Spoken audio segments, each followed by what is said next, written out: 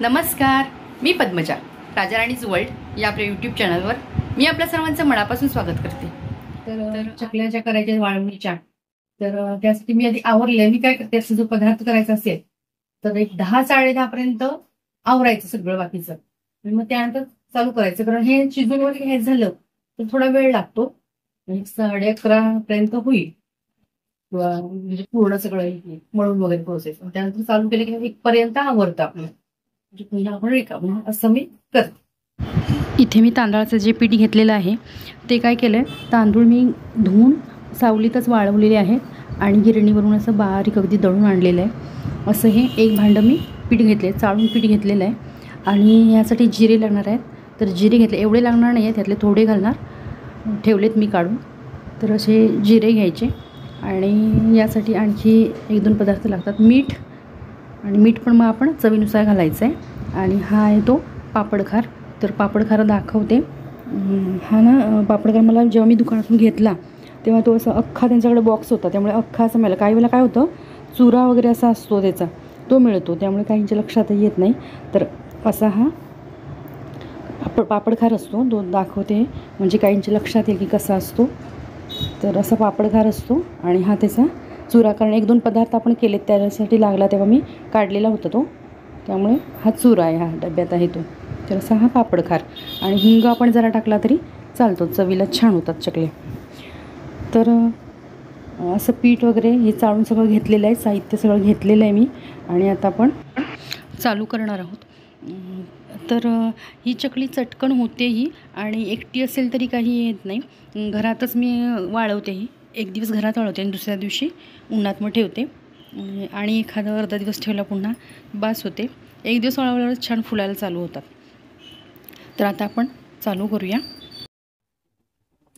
आता इथे कुकर ठेवलेला आहे आणि ज्या पातेल्याने मी पीठ मोजणार आहे त्या पातेल्याने मोजून 2 पातेली पाणी घालणार आहे। मग आपण पेला घेतला, वाटी घेतली, काही घेतलं तरी चालतं, कोणतंही आपण एक घेतलं तेच माप ठेवायचं आणि पाणी हे करायचं। आता काय करायचं, हे पाणी उकळू द्यायचंय। पाणी उकळलं की ह्यात जिरे, मीठ, पापडखार हे सगळं घालायचं आणि पीठ मग त्यात घालून घ्यायचं।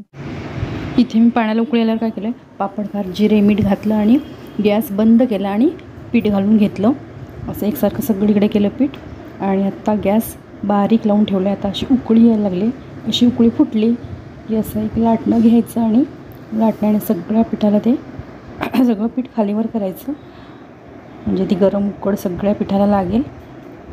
अशा प्रकारे सगळं हलवून घ्यायचं।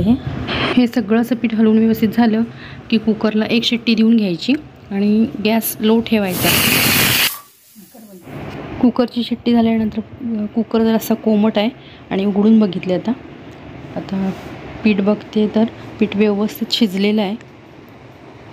असं पीठ हलवून घेतलं आणि पीठ आता हाताने मळून घेणार, म्हणजे सगळ्या गुठळ्या मोडल्या जातील असं पीठ, म्हणजे चकल्या घालण्यासाठी त्या व्यवस्थित आहे पीठ शिजलेलं।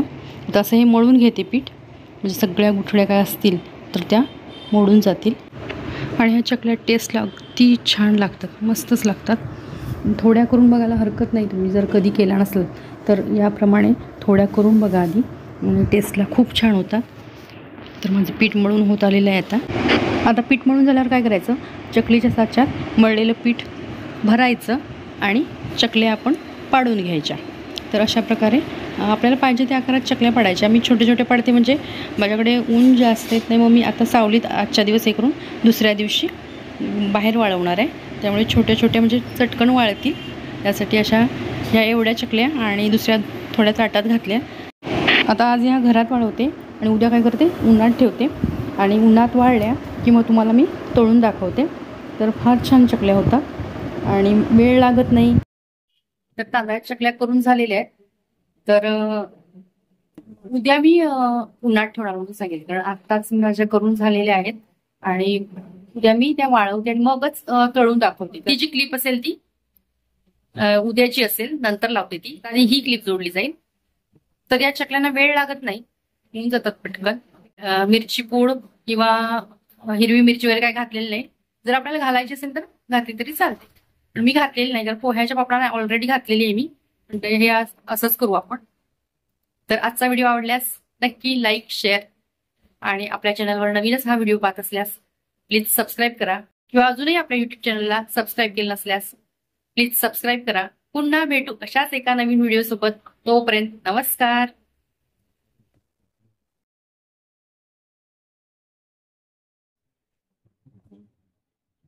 वाळल्यावर केवढीशी झाली बघा ही चकली. वाळून केलेली तेव्हा मोठी दिसत होती, आता वाळल्यावर अगदी छोटी दिसते. तर आता तळून बघूया फुलते हातातून पडत होती, फुलते की काय बघूया.